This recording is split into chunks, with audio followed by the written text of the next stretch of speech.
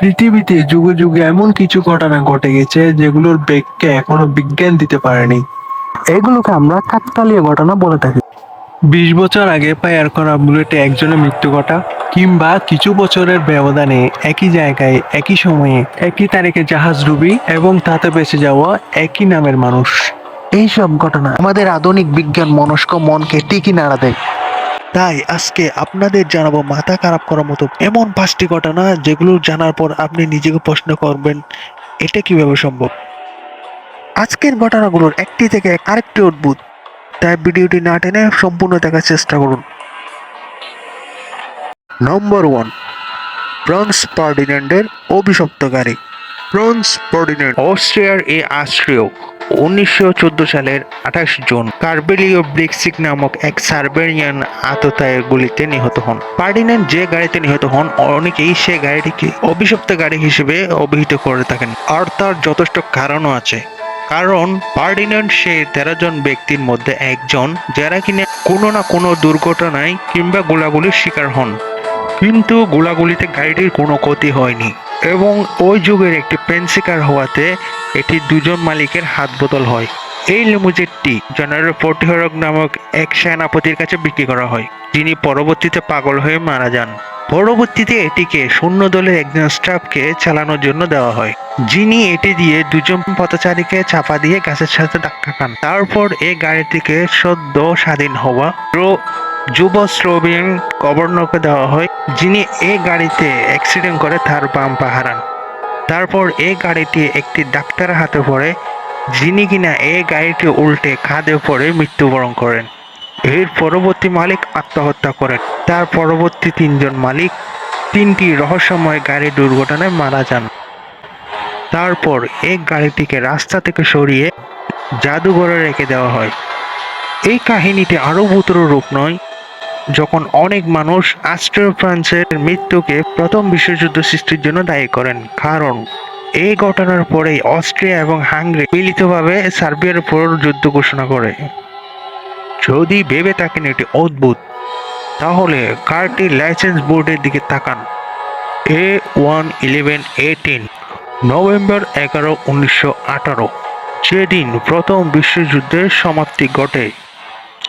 গাড়িটি কি অভিশপ্ত নাকি সবটাই কাকতালীয় ঘটনা? Number 2, Hugh Williams. Hugh Williams একটি সমুদ্র ভ্রমণের জনপ্রিয় গল্প, কারণ সমুদ্রে ঘটা সব থেকে কাকতালীয় ঘটনা এটি। হিউ উইলিয়ামস নামটির সাথে এই ঘটনার যতটা জড়িত, ঠিক ততটাই জড়িত 5 ডিসেম্বর তারিখটির সাথে।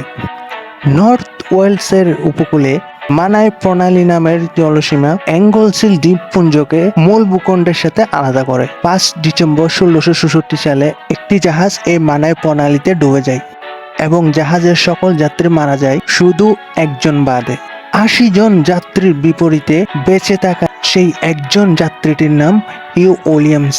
121 বছর পর 1785 সালে ওই একই রাতে, অর্থাৎ 5 ডিসেম্বরের রাতে, আরেকটি জাহাজ ডুবে যাওয়ার ঘটনা ঘটে এবং এই ঘটনাতেও জাহাজের সব যাত্রী মারা যায়, শুধু একজন বাদে, যার নাম হিউ উইলিয়ামস।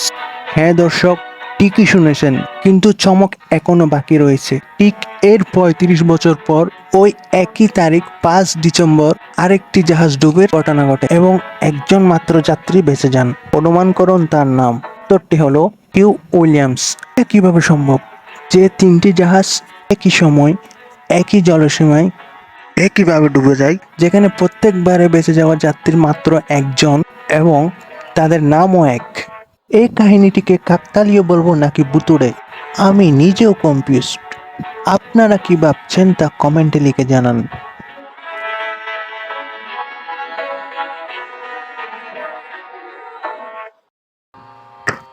নাম্বার 3, 20 বছরের পুরনো বুলেট।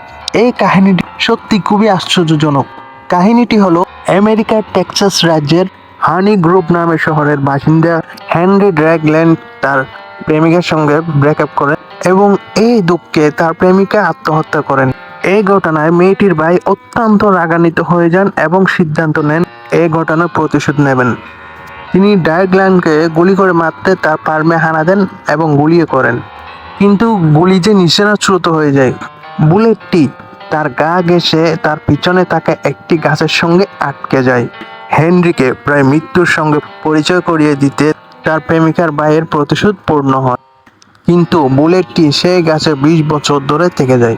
2 দশক পর ডাইক্ল্যান সিদ্ধান্ত নেন এই গাছ তিনি কেটে ফেলবেন, কিন্তু তিনি কুড়াল দিয়ে গাছটি কাটতে পারেন না, তাই সিদ্ধান্ত নেন ডাইনামাইট দিয়ে গাছটি উড়িয়ে দেবেন।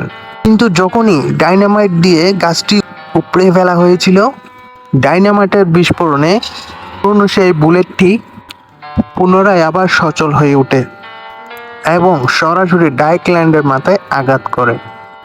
20 বছর আগে ফায়ার করা এই বুলেটটি এতদিন পর তার টার্গেট খুঁজে পায় এবং সাথে সাথে ডাইক্ল্যান্ড মারা যায়।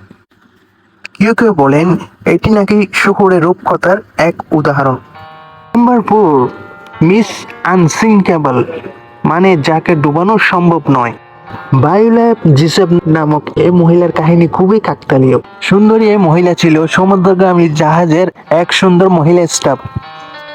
16 বছর বয়সে তিনি উত্তর আমেরিকা থেকে ইংল্যান্ডে পাড়ি জমান এবং সমুদ্রগামী জাহাজের পরিচারিকার কাজ করতে থাকেন। কিন্তু তার জীবনে এক বড় মোড় ঘুরে যায় যখন তিনি স্টারলাইন কোম্পানির জন্য কাজ করছিলেন। সেই সময় অর্থাৎ 1911 সালে 23 বছর বয়সে তিনি RMS অলিম্পিক নামক হোয়াইট স্টার ভেসেল নামক জাহাজে একজন যাত্রী ছিলেন, যখন এই জাহাজটি একটি ব্রিটিশ রণতরীর সাথে ধাক্কা খায়। ভাগ্যক্রমে এই জাহাজটি না ডুবে কোনো রকমে তীরে ফিরে আসতে সক্ষম হয়, কিন্তু 1 বছরেরও কম সময়ে তিনি আরেকটি জাহাজে চাকরি পাওয়ার সুযোগ পায়, আর এই জাহাজটি ছিল বিশ্ববিখ্যাত টাইটানিক। আর আমরা সবাই জানি এরপর কি হয়েছিল। 1500-এরও বেশি মানুষ টাইটানিকে ডুবে মারা যায়। জাহাজটিতে বেঁচে যাওয়া 705 জন মানুষের মধ্যে ভায়োলেট ছিলেন একজন। তিনি তখন এক বাচ্চার দেখাশোনা করছিলেন। এবারও তিনি বেঁচে যান সামনের আরেক মর্মান্তিক দুর্ঘটনা দেখার জন্য। প্রথম বিশ্বযুদ্ধের সময় জিসেপ আরও একটি পরিচারিকার কাজ পান ব্রিটিশ রেড ক্রস হয়ে। দুর্ভাগ্যক্রমে এই জাহাজটি একটি জার্মান মাইনের সাথে ধাক্কা খেয়ে 55 মিনিটের ভিতরে ডুবে যায় এবং জাহাজে 30 জন যাত্রী মারা যায়। এবারও বেঁচে যাওয়া যাত্রীদের মধ্যে জিসেপ ছিল একজন, এবং এবার তাদের রক্ষা করতে আসা লাইফবোটটি জাহাজের প্রবেলারের সাথে ধাক্কা খেতে খেতে বেঁচে যায়।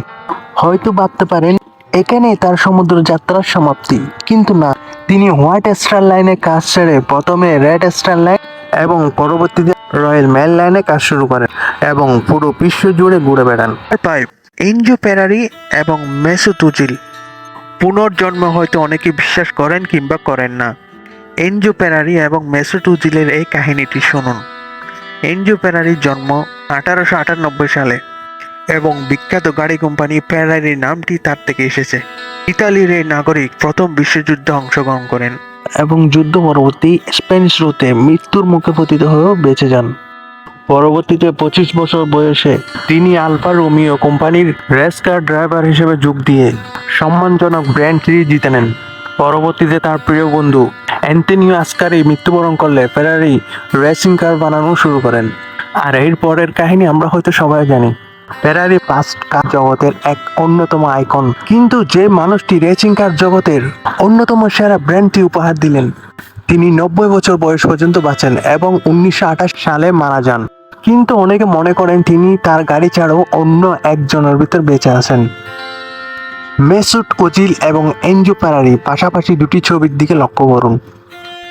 তুর্কিতে জন্ম এবং জার্মানিতে বেড়ে ওঠা এই ফুটবলার ফেরারির মৃত্যুর মাত্র 62 দিন পর জন্মগ্রহণ করেন এবং তাদের চেহারার মিল কিন্তু সত্যি অদ্ভুত। ওজিল হয়তো কোনো রেস কার ড্রাইভার বা নির্মাতা নন, কিন্তু এই সময়ে স্বনামধন্য ফুটবলার তিনি।